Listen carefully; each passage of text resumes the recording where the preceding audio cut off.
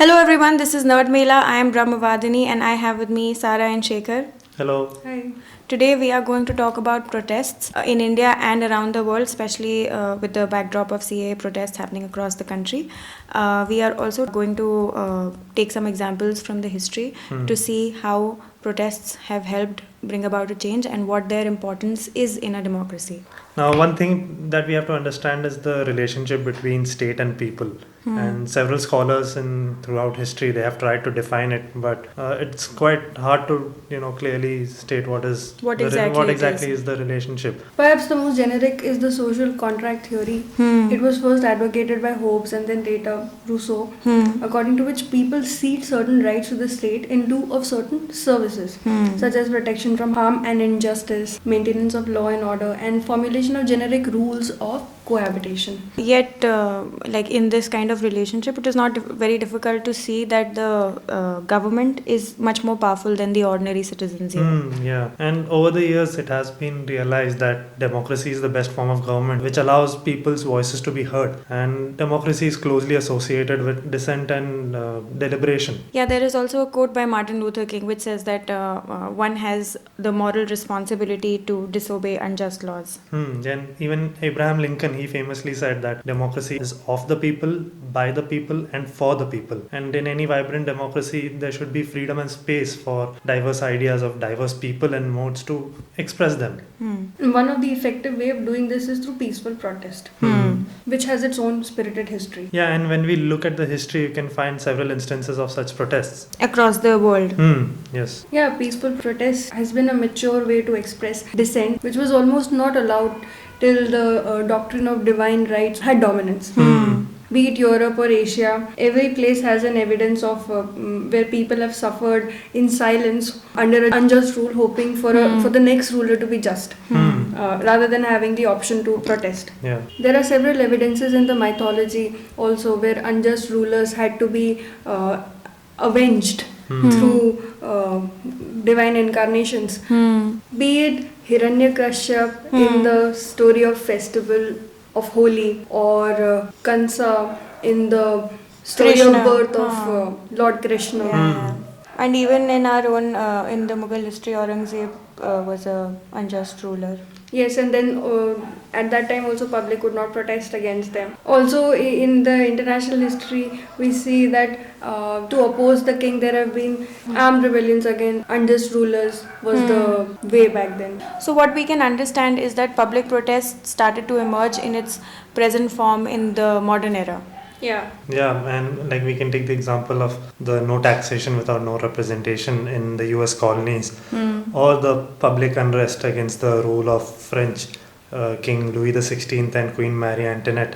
And after that, it was realized that all men are created equal, and thus there began there was the start of the ability to question The governments. the governments. And the revolutions in the 1820s and 40s, they mainly in Europe and South America registered mass protests, but they would often turn violent. Yeah. That is why the Indian freedom struggle is seen to have established a new era of public protest.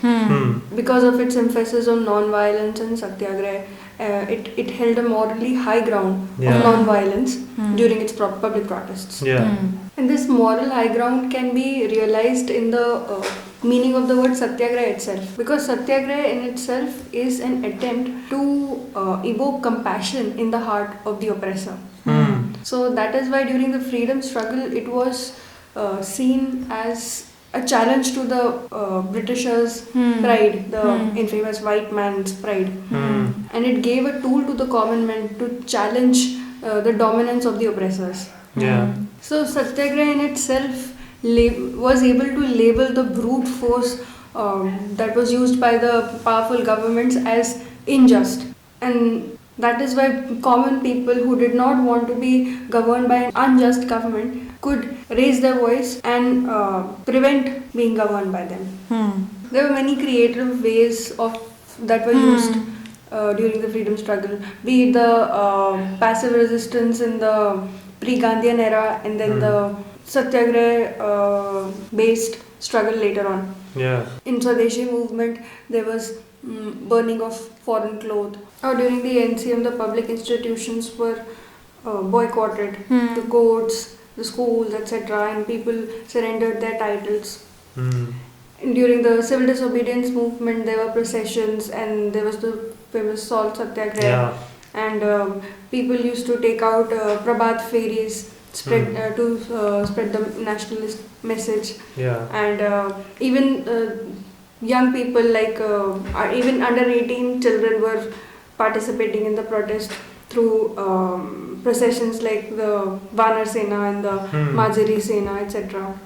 And then there was the flag satyagraha, or the no tax, no revenue during the civil disobedience movement. And then in the Quit India movement, again another creative way was that they established parallel governments.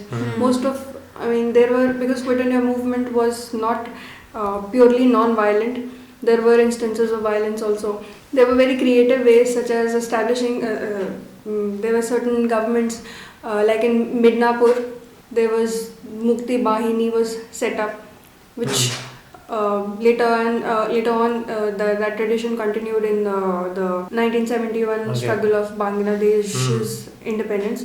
And in this, they used to sort out all the problems, such as land disputes, etc., then and there, and used to govern properly, like a good government should. So India has a long tradition of peaceful protest. And looking back, we can only marvel at the courage of the people at that time to, challenge the government machinery, which had the facade of being benevolent, and but on the other hand, they had total control. And when you look across the world, these peaceful methods have been adopted by several people in order to express dissatisfaction with their governments and these governments who have refused to acknowledge the plight of disenfranchised people. And we can take the examples of the, first and foremost, the civil rights movement in America in the 1960s. And other examples include the freedom movement in Africa, such as in Kenya and Ghana. You also had the women's suffrage movement in UK, across Europe and the US as well. And also there are other protests more recent when you talk about, like you had the Tiananmen Square protests in China in the late 80s, and even more recently you had the anti-war protests following the US invasion of Iraq. That was not just limited to US, you had protests across in UK, Canada and in Australia as well. And more recently, when you talk about innovative protests, we had the recent ones in the the anti-economic and anti-corruption protests in Lebanon, where a lot of people would get together, and the atmosphere at these protests would be almost like a musical concert, where they would play songs, they would sing chants together. So across the world they have taken to these kind of methods to voice their concerns against the governments. So what we've understood so far is that protests are very common in democracy, and we have seen that in our country as well as the rest of the world, we have a rich history of peaceful protests. So the next thing that we have to talk about right now is, what are the reasons for these protests? What pushes people to go out in the street and register their protest? So a common thread that seems to appear in all these protests is that the people's interests are directly affected. So they have no option but to protest. And these interests can be categorized as like economic interests, like we saw in the French Revolution. Yes, the people were under economic hardship and the taxes were raised. So people had to express themselves, or be it the Indian drain of wealth during the independence struggle. Or poverty, etc. Overall poverty during that time. The second reason would be social injustice, and a very good example of that would be the civil rights movement in the United States, in which African Americans and women came out in large numbers. And then there is also evidences in India of social based public protests.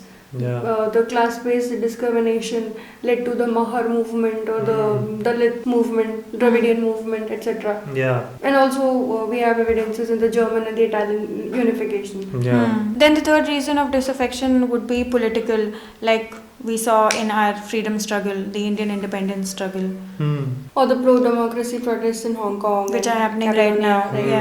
And then there are also concerns over poor governance in some countries. Like you can take the example of the corruption and poor political systems in countries like Iraq, Lebanon, Sudan, which have given rise to mass protests, and in a lot of occasions these have been again, in peaceful forms. And recently we've seen that even environmental concerns have become like a hot topic. Of course, the Fridays for Future protests that are happening all across the world, Greta Thunberg has been leading the protests, and then even the protests in Australia right now against the massive bushfire. Bushfire, yes. So that has become, like, environmental concerns have become a large scale issue for people to take up with their respective governments. The indigenous community in the Amazonian forest is also protesting against their so-called development. Yeah. And these instances can also be found in India, where be it the Narmada Bachao movement. And more recently, we have the example from Chhattisgarh where tribals protested against mining in their village and it was stopped. So generally, the greatest momentum in public protest arises when the harm to the interest is accompanied by political mobilization.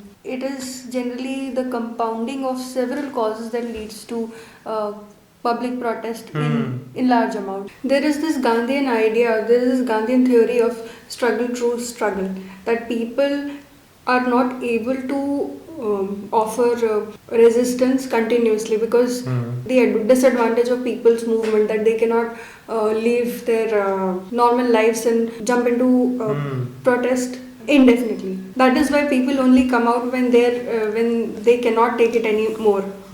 It is not for every little issue that there is mass mobilization. Yeah. And there is a lot of effort that goes into formulating a common ground of raising voice. Generally, it takes speeches and pamphlets or media and demonstrations, etc., which awakens this political consciousness with regards to certain issues. Like we can see in the Narmada Bachao movement, the activist Metha Patkar's struggle has been such a long, drawn struggle, and she has spent so much effort in making the government realize its flaws. And it's still not ended after so many years. Yes. I think the positive thing that has come out of all this is that since that after 1990s actually, India has started to develop a strong civil society movement. And we can look at the benefits of the protests and civil society movements since the 1990s, and we are noticing that there's an increased political participation of citizens in the recent times. And some other important benefits are that it helps in gaining a consensus in society about its demands and formulating opinions. In a way, it challenges the society to evolve as well by increasing people's participation in these movements. And creating awareness on issues. Be it the climate issues or the women's movements, etc. And other social and other reasons as well. And in a way, these movements, these protests, they strengthen the position of the society with respect to the state. Like we had earlier mentioned that, the relationship between state and the people is one that is, it's skewed, like it's more in favor of the state, which has more power, but through the medium of protest, it kind of gives, a stronger position for people and society. And also, as we mentioned before, protests are a sign of any vibrant democracy. And also these protests give new leadership, such as, when we look at the anti-emergency protests in the 70s. New crop of leaders. New crop of leaders came up later on in the 80s, and that kind of changed the political landscape of India. Another important point is that that public protest prevents violent revolutionary acts also. We've seen that in places where democracy is not strong, there are generally violent outbursts of agitation against the government. Historically, whenever there has been a weakening of freedom movement through public protest, revolutionary acts had emerged.